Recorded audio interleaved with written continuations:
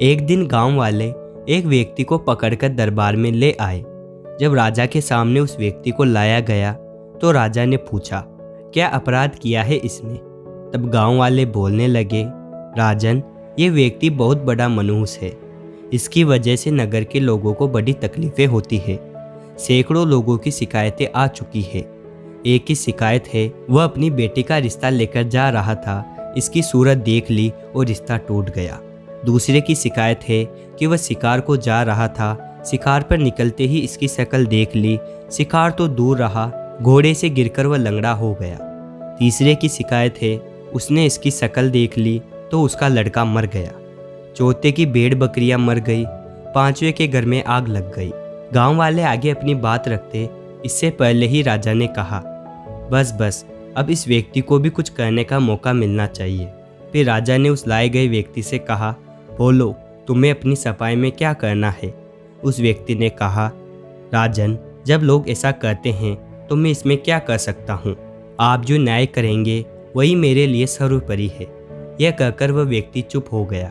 दरबारियों में से किसी ने कहा, ऐसे व्यक्ति को देश निकाला दे दिया जाए, वरना इसकी मनहूसियत का साया पड़ने से जनता को आए दिन तकलीफें भोगनी पड़ेंगी।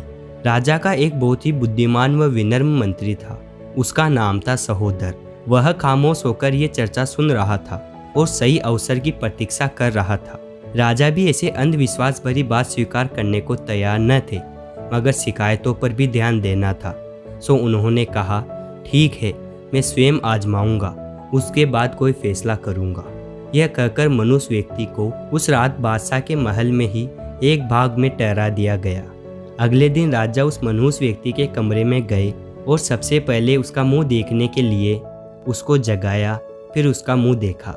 संयोग से उसी दिन राजा से मिलने के लिए कुछ मेहमान आए हुए थे।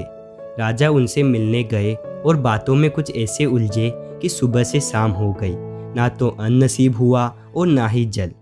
थके हारे जब राजा आराम करने लौटे तो उन्हें दरबारियों की वो मनहूस व्यक्ति वाली बात ध्यान आई। वो सोचने लगे कि यह सब उसी व्यक्ति के मुंह देखने का नतीजा है। उन्हें दरबारियों की बात पर यकीन हो गया। उन्होंने तुरंत दरबार लगवाया, मनहूस को दरबार में हाजिर करने का आदेश दिया और कहा, कल इस व्यक्ति को देश निकाला देने की जो बात कही गई थी, मेरे विचार में ये सज़ा कम है, क्योंकि इससे जहाँ भी ये जाएगा अन्य लोगों को कष्ट उठाना पड़ेगा, जैसा कि मेरे साथ हुआ था। आज सुबह सुबह इसका मुंह देखा, सारा दिन बीत गया, अन्न जल नसीब न हुआ। ऐसे मनहूस व्यक्ति के लिए बस एक ही चारा है, इसे फांसी पर चढ़ा दिया जाए। फांसी की सजा सुनते ही मनहूस के चेहरे पर कालिमा दौड़ आई। मंत्री सहोदर भी उठ खड़े हुए। तभी राजा ने कहा, आपको कुछ करना है सहोदर? सहोदर बोला, राजन, अगर आपकी इजाज़त हो तो मैं कुछ करना चाहता हूँ। अवश्य, क्यों नहीं, राजा ने कहा। क्या मुझे इस मनहूस व्यक्ति से कुछ पूछने की इजाज़त है? जरूर।